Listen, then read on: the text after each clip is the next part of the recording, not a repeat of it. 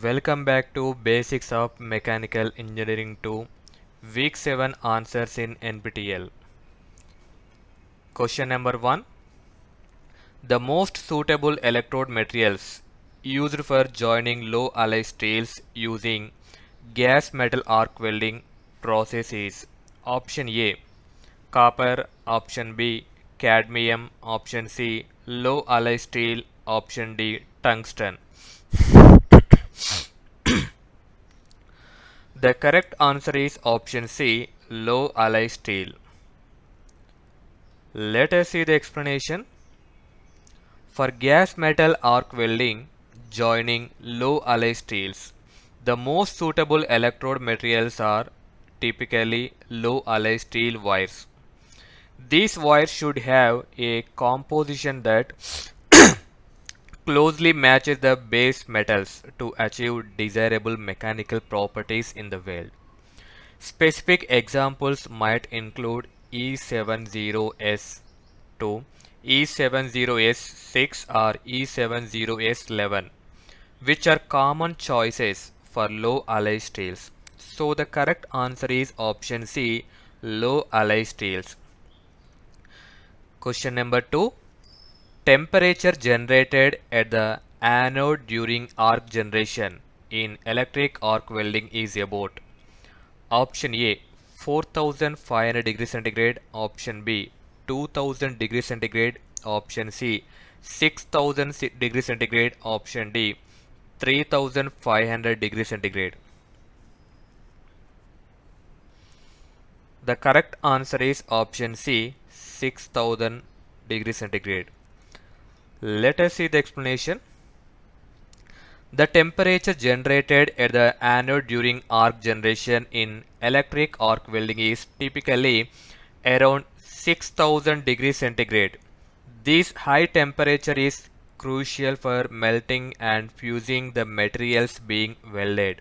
So the correct answer is option C, 6000 degrees centigrade. Question number 3. The drawing representation shown in the figure given below for welding is used to represent. You can see the given figure. Option A, field weld. Option B, weld all around. Option C, flush contour. Option D, chipping finish. The correct answer is option B, weld all around. Let us see the explanation. Weld all around. The symbol is simply a circle at the junction of arrow and the reference line.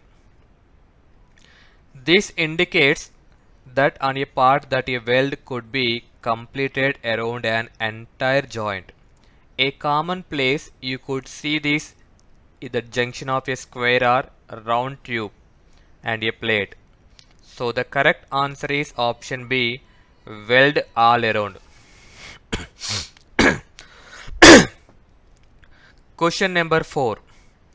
The gases used in tungsten inert gas welding are option A, helium and neon, option B, argon and helium, option C, oxygen and neon, option D, none of these.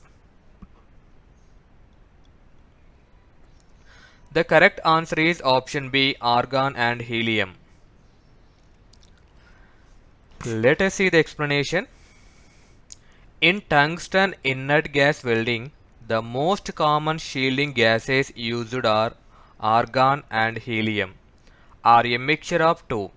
These inert gases protect the weld pool and electrode from atmospheric contamination during the welding process.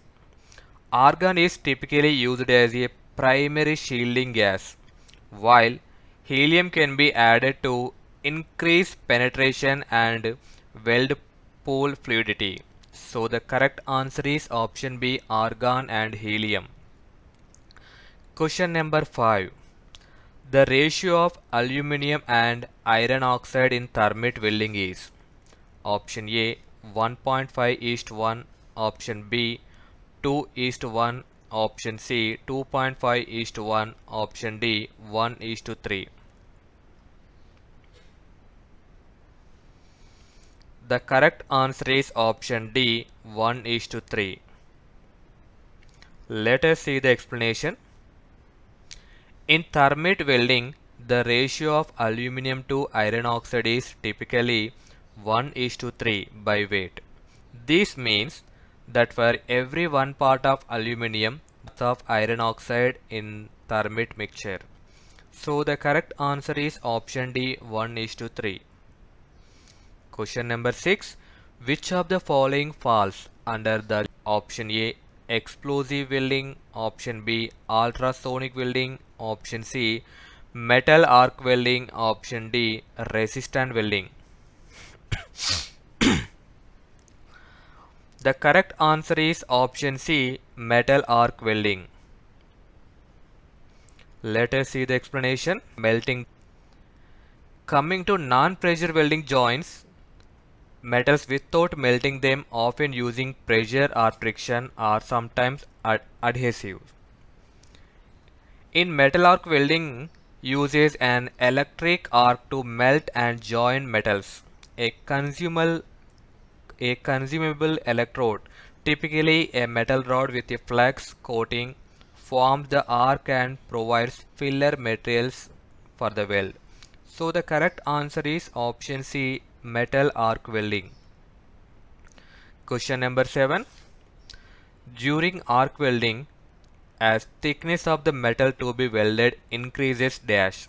Option A, current should be increased, voltage remaining same. Option B, current should be increased, voltage should be decreased.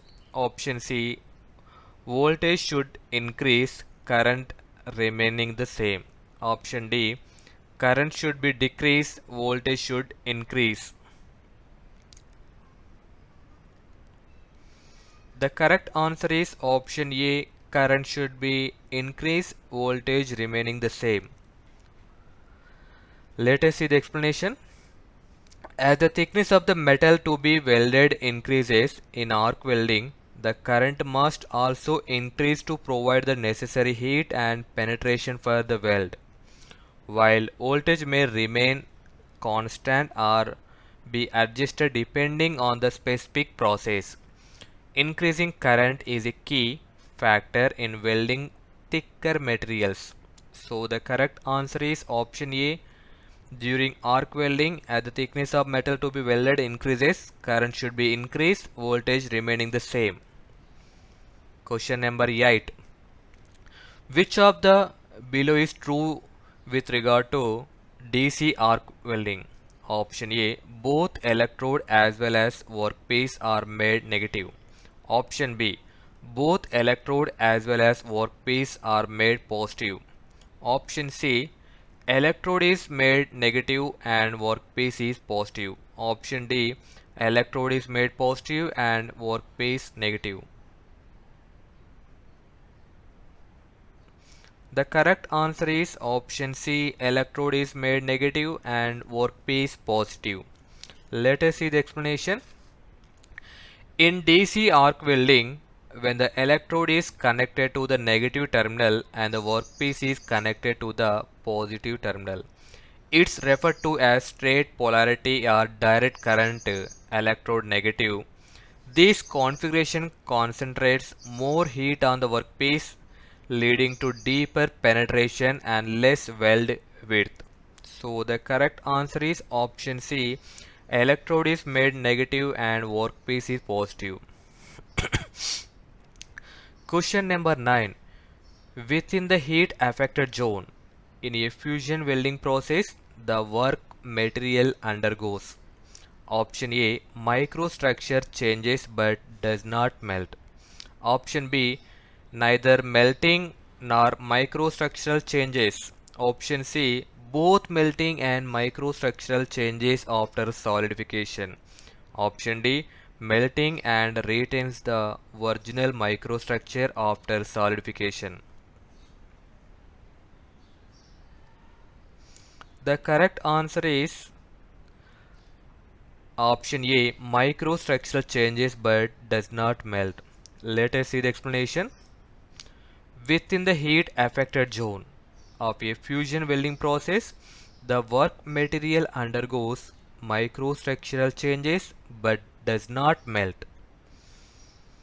The heat affected zone is the region of the base material that is exposed to heat during welding, but not high enough to cause melting. The changes in microstructure affect the material's properties such as hardness, strength, and toughness. So the correct answer is option A, microstructural changes but does not melt. Question number 10. Following is the technique of fusion welding. Option A, arc welding. Option B, resistant welding. Option C, oxy-fuel welding. Option D, all of these. The correct answer is option D, all of these. Let us see the explanation. Fusion welding is a metal joining process that uses heat to melt the base metals and often a filler metal to create welded joint. It is a broad category encompassing various welding techniques like arc welding, gas welding, resistant welding, oxy-fuel welding, electron beam welding and laser welding. So the correct answer is all of these.